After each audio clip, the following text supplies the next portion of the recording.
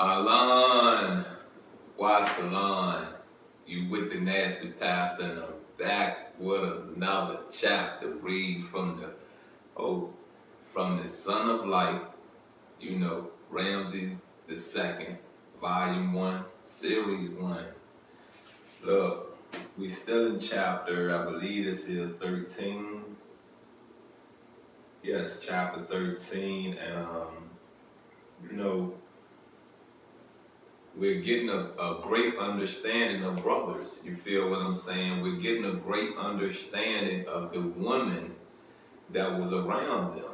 You know what I mean? And I must say, history repeats itself. History really repeats itself. And when are we as intellectuals see what is dividing us?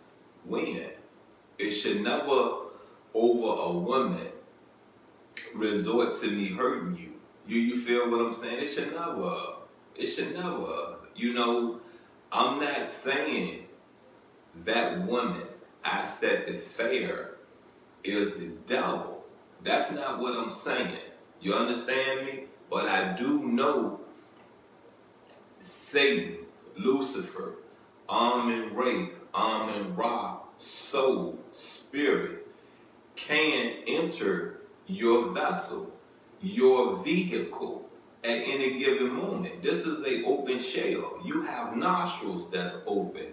You have a mouth that is open. You have ears that is open. You have pores in every part of your skin that opens. You understand what I'm saying? You gotta fight it. When you feel something wrong inside, get it out.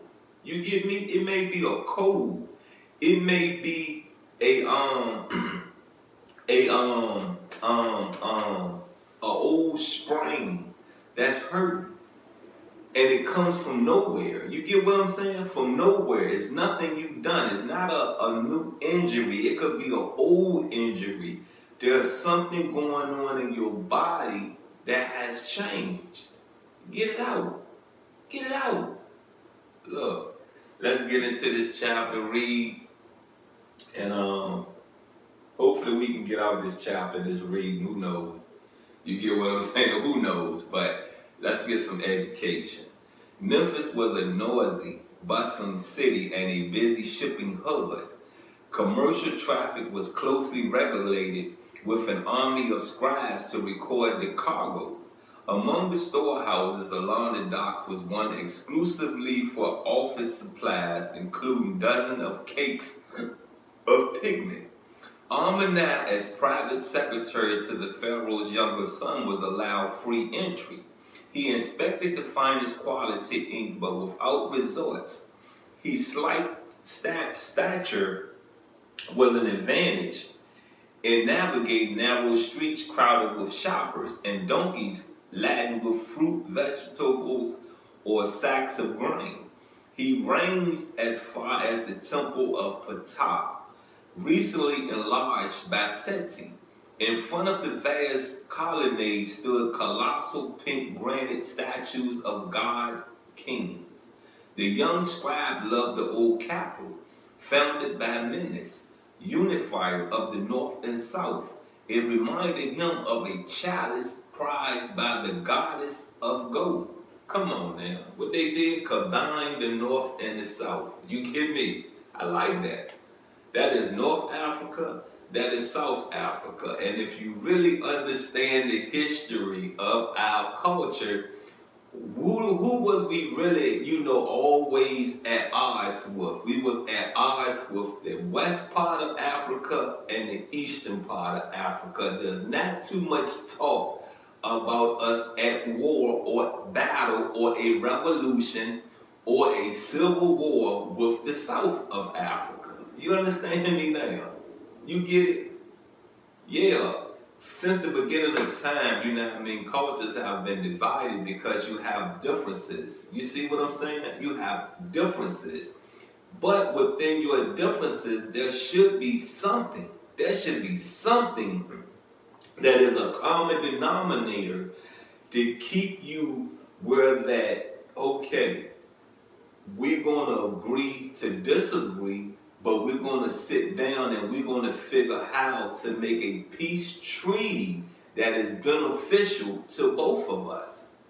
We both have to exist. You feel what I'm saying? We both have to exist.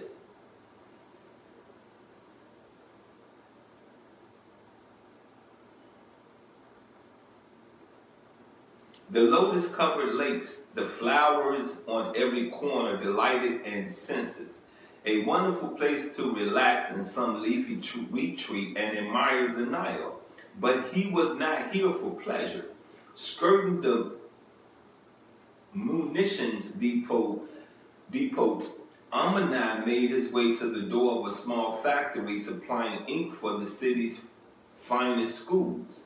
He was given an icy reputation, but Ramses' name got him into the workroom, one of the pigment grinders. Nearing retirement age, was most cooperative. It bothered him that some newer manufacturers had lowered standards, yet retained the statues of royal purveyors. Amanat eventually got him to part with an address on the north side of town, beyond the limits of the ancient white walled citadel. The young scribe avoided the young scribe avoided the teeming quays and crossed Tui, life of two lands. God Almighty, the life of two lands. It's a star right here. It is a star right after the life of two lands. So I'm gonna look that up. You get what I'm saying? And maybe in the next reading, we could process that. You know what I mean? Life of two lands. Passing an army barracks, he ventured into a densely populated outlying area of the city. Low multi-family dwellings stood next to imposing mansions. Craftsmen shops abounded. After several false starts, he got directions from women out sweeping their stoops and visiting with their neighbors. Ignoring his fatigue, Amanat doggedly pursued the latest lead in the case of the ink scandal. Let's pause right there and let's really get, you know what I mean, into the life of two lands. And looking at my time, I'm looking at 8 more minutes. Let's do a little research right quick, you know what I mean? It would be, it would say, life of two lands. Not life if, life of two lands.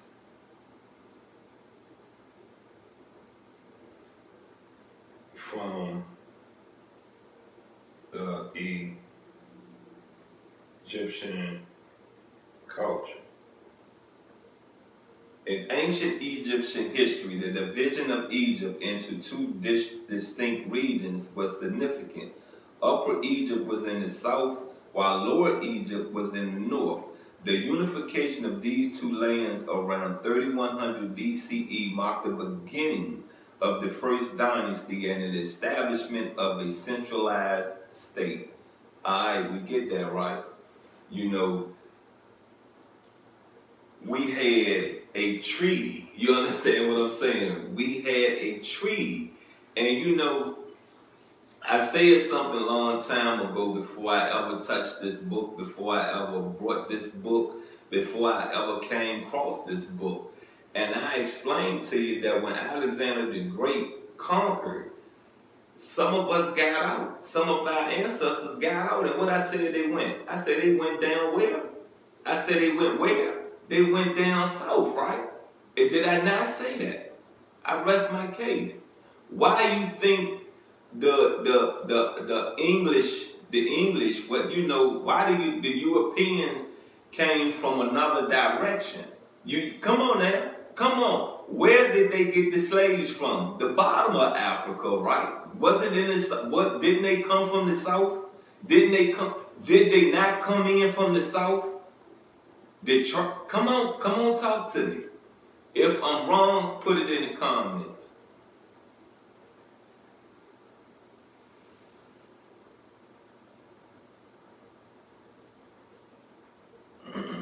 Life of two lanes. Passing an army barracks, he ventured into a densely populated outlying area of the city. Low multi-family dwellings stood next to imposing mansions. Craftsmen's shops abounded.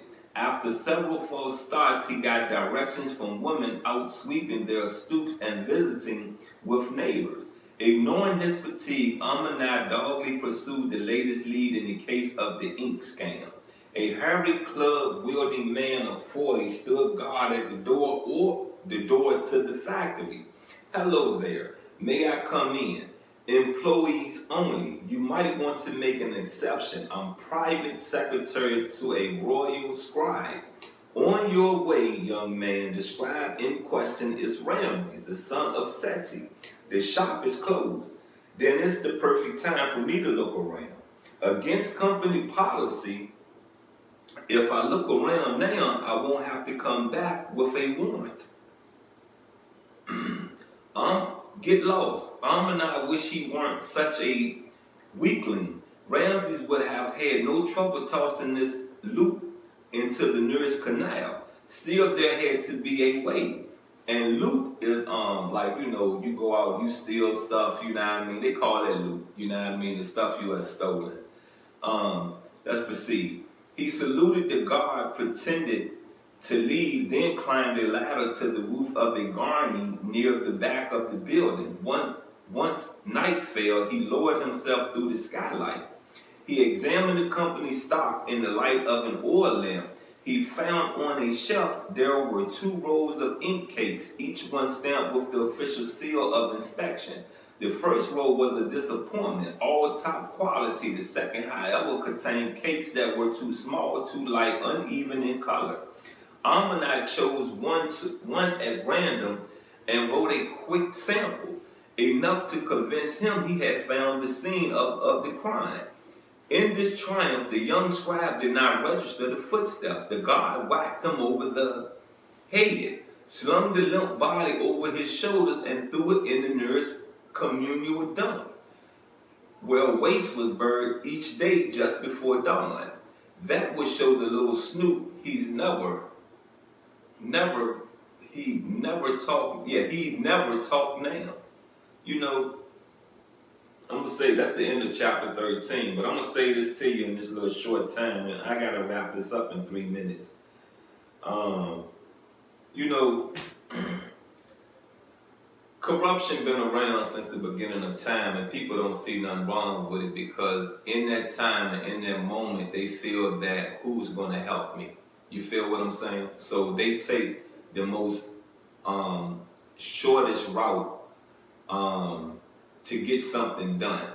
You understand what I'm saying?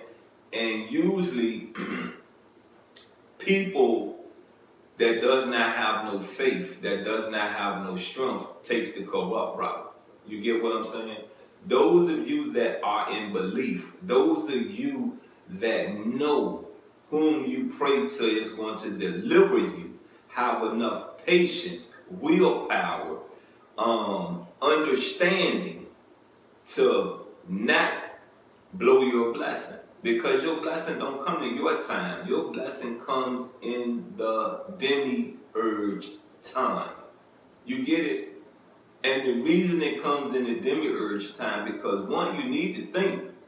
You get me? You need to think about what you done. You need to think about the steps you made where that you're in a position that you have to be corruptive. You get what I'm saying? You understand? This man is looking for a crime scene, but the guard, you get me now, the guard gonna hit Amanai across the head so he cannot report the findings. You understand what I'm saying? That's corruption. Even back then it was corruption. You get what I'm saying? So look, when I tell you evil been in this world as long as this world been in the world, it has been. You understand what I'm saying? It has been. You have to learn to walk away. You have to learn to build your strength up. You have to learn to just say no. Not just the drugs. You get me? Just say no. Not just the drugs. You get me? Say no to all of the evil acts that are presented to you. You get me? For you to do. No. Move on. Remember, I made a statement in one of these readings when I say you should wake up just smacking the devil, fighting the devil. Get off me. Move. Just throw some punches in the air. The devil get out your way. Look, you've been with the nasty pastor. I'm out and I love you.